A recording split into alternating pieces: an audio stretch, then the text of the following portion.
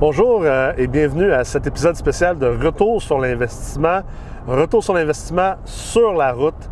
Donc, je m'appelle Nicolas Herry, je suis PDG d'MREX, également professeur en ingénierie financière au Collège MREX. Je suis en route présentement pour la ville de Sherbrooke pour aller rencontrer un investisseur immobilier, Pierre-Marc Chouanière, qui a fait partie du programme accélérateur La Meute Multilogement. Vous allez voir, Pierre-Marc est un gars hyper intéressant, puis hyper éclectique. C'est un gars, je pense, qui a fait beaucoup de chemin pour pouvoir réussir à investir en immobilier. Son histoire est inspirante, puis je trouve que c'est une histoire à laquelle on peut facilement s'attacher parce que c'est une histoire qui est très terre à terre. Donc, on va aller le rencontrer devant un de ses premières acquisitions. Il va nous raconter l'histoire de comment il a fait pour acheter cet immeuble-là, pourquoi il l'a acheté, ça a été quoi tout le processus également d'optimisation une fois qu'il l'a acheté. Donc, je pense que ça va être super intéressant pour tout le monde à l'écoute. Puis, on trouve que c'est important, un retour sur l'investissement, de vraiment amener ça à un autre niveau, d'être sur le terrain, parce que j'en parle souvent, les connaissances de base sont importantes, l'ingénierie financière, mais l'investissement immobilier, ça ne se fait pas derrière un écran, ça se fait également sur le terrain. Donc, suivez-moi, puis on va partager ce beau moment sur la route ensemble à Sherbrooke avec Pierre-Marc Chouanière.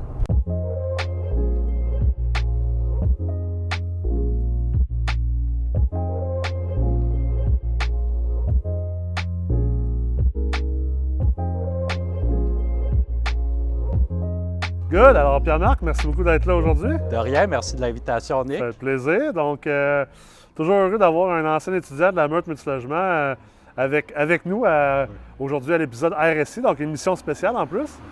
Donc, dans ton hood, dans ton nouveau hood. Dans mon nouveau hood, il faut le dire, en fait. Puis, c'est le fun, même si je ne suis pas un gars de Sherbrooke. Toi, tu es un gars de Sherbrooke. Oui, j'ai vraiment habité le secteur pendant 6 ans, fait que je connais les moins bons moments de ce secteur-ci. C'est ça. Je suis arrivé ici, tout le monde me traitait de gros raisin. J'ai vraiment une photo de cet immeuble-là en 2013 écrit « Je comprends, je sais pas pourquoi que c'est le permis Q.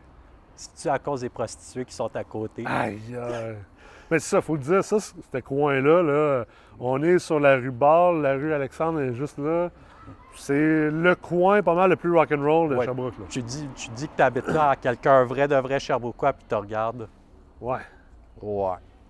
Quel move que tu fais? Oh, oui, c'est ça. Là, ça s'améliore. Les gens du secteur ont décidé de se rallier. Puis il y a beaucoup de nouveaux investisseurs qui arrivent dans le secteur, qui voient le potentiel. Ouais. Aussi, il y a eu des beaux gros projets comme la tour qui s'élève en bas, le projet Wells Sud. Ouais. Qui est un projet de quasiment 80 millions de dollars. Là. Le groupe Custo, XP, puis la ville là-dedans. Oui. Quand j'ai acheté mon premier investissement immobilier, qui était un condo de l'autre côté de la rue, sur Bâle. Oui, c'est vrai. Et il y avait vraiment, en 2012, puis il n'y avait pas de gros projets comme ça. C'était vraiment un secteur que moi et Philippe Dussault, un autre investisseur immobilier, puis je pense qu'on était probablement les deux rares personnes à avoir le potentiel du secteur. Oui, c'est les investisseurs extérieurs comme moi qui sont nous, on avait la chance d'arriver naïvement, tu sais.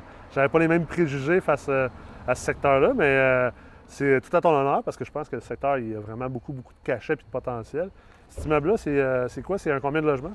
Au départ, c'était commercial. Quand je l'ai acheté avec mon partenaire, c'était vraiment un résidentiel, le reste, c'était du commercial. OK, super. Originalement, c'était vraiment... Je suis un petit peu un amateur d'histoire. Au départ, c'était vraiment pas un hôpital de quartier, mais une clinique de médecins. Beaucoup de médecins qui ont pratiqué dans cet immeuble-là. J'ai même eu accès au plan de 1957. Tu voyais salle d'opération. T'es sérieux? Oui, vraiment écrit textuellement salle d'opération. Ah ouais. Il devait y avoir 2 salles d'opération minimum dans l'immeuble. Et aussi, dans les années 70, c'est la première station de Pagette à Sherbrooke. Wow! Je parle pas de... Pour les plus jeunes... Hey, ça nous ramène en arrière, là. Hein? 911. Ça voulait dire qu'il fallait que tu rappelles vite. Oui. Dans notre temps, on était cool d'avoir une Pagette au secondaire. Fait que là, en ce moment, c'est rendu un 4 logements. C'est ça? 5 logements. 5 logements? Oui. Un commercial, mais qui peut être aussi résidentiel. OK, excellent. J'habite dans le commercial. Oui, tout nouveau. Oui, je commence d'emménager dans ce secteur. Ouais, c'est transitoire parce que tu viens de vendre ta maison, justement. Tu as fait une pas pire passe aussi. Là. Oui, mais ça risque pour être un bon bout. J'aime le secteur. Ouais. Je suis tellement habitué. J'ai vécu 6 ans ici, fait on dirait que j'ai certaines racines dans ce secteur-ci. Fait que c'est pour ça que je veux rester longtemps puis je déteste déménager. Oui, c'est ça. Je m'excuse, c'est de la merde. Bienvenue dans le club, là, ça c'est clair. Puis ça a été, tu sais, qu'est-ce qui a fait qu'au départ, que tu t'es dit, tu sais, parce qu'étant donné que c'était pas un immeuble résidentiel nécessairement, ça prend comme un peu plus de vision aussi. Les investisseurs, on dirait qu'on a plus de misère à voir le côté de transformation. Qu'est-ce qui t'a fait cliquer sur cet immeuble-là? C'est le zonage. C'est mon partenaire sur un autre projet qui m'est venu avec ce projet-là, qui voulait acheter cet immeuble-là, puis il y avait la possibilité de rentrer des logements. Le zonage le permettait.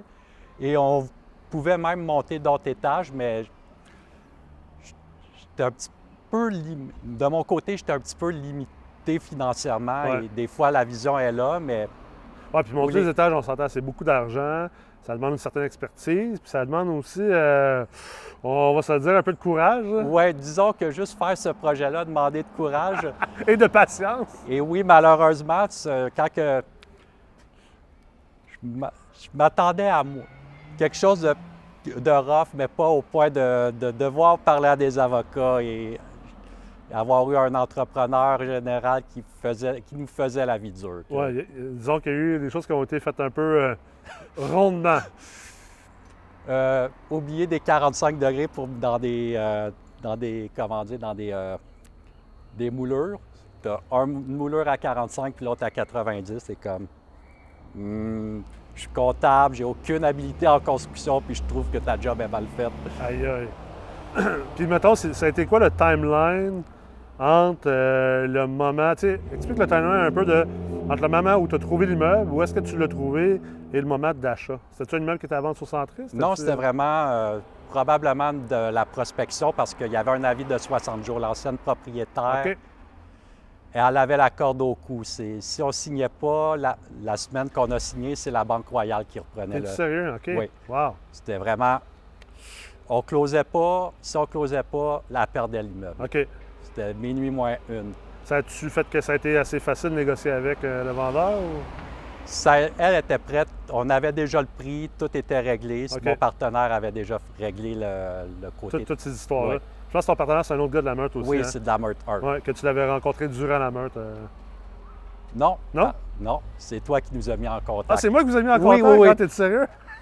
Oui, c'est ça, parce que lui a fait la 1, puis toi, tu as fait la deuxième cohorte. Exact. OK. Ah ouais, je me rappelais même pas que c'est moi qui vous avez mis en contact. Trop drôle. Fait que c'est vraiment cool. Puis après ça, mettons, là, t'as tout strippé, dans le fond, tout l'immeuble au complet. Oui, une bonne partie de l'immeuble. On parle d'environ combien en travaux? 350 000. 350 000. Ouais. C'est un immeuble qu'au départ, tu avais payé environ... 225. OK. Fait que quand même, tu sais, faut quand même être game de mettre encore plus en réno que le prix payé. Oui, mais on avait fait nos calculs et au niveau valeur économique et de refinancement, j'avais été très conservateur dans les, dans les chiffres. Oui. Et toi, tu es comptable en plus.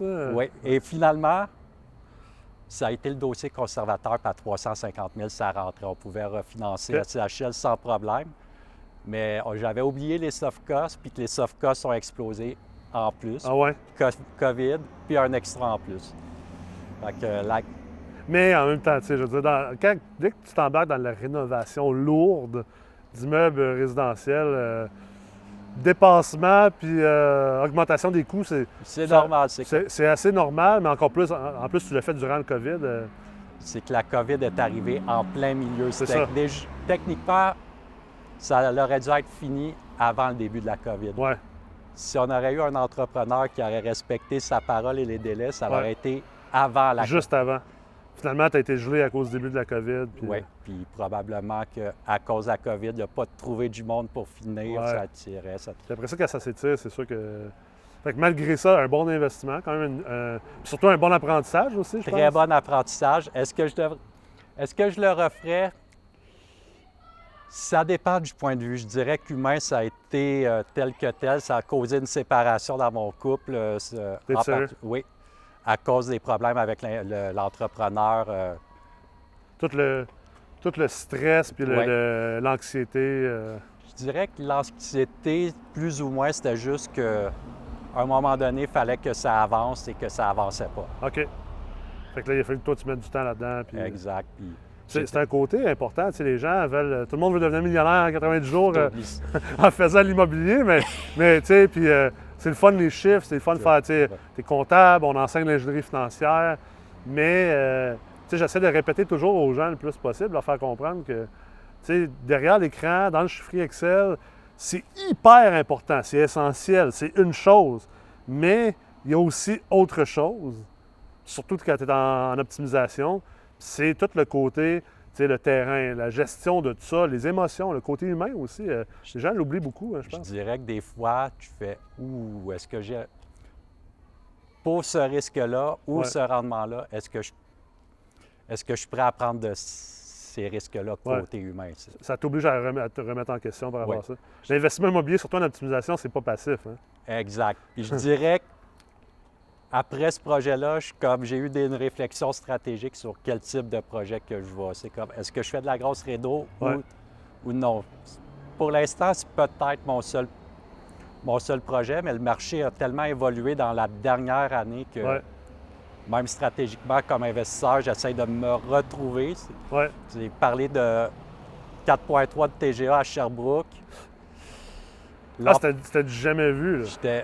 Puis aujourd'hui, en date, je pense du 28 avril, je viens de voir un courtier de Sherbrooke affiché de quoi à 3,5 de TGA. Aïe, aïe, aïe. Et un courtier qui... Mais c'est pas vendu encore. Non, mais c'est un courtier qui a suivi des formations de la MREX. OK. Fait que ça veut dire que quand même, il doit y avoir une certaine justification derrière ça. Oui. Là. Fait que là, dans le fond, cet investissement-là qui a quand même été un succès, on va se dire que ça a été un défi. Je pense que tout le monde devrait comprendre, tous les gens qui écoutent et qui visionnent devraient comprendre qu'en fait, l'investissement immobilier, c'est toujours un défi. Là.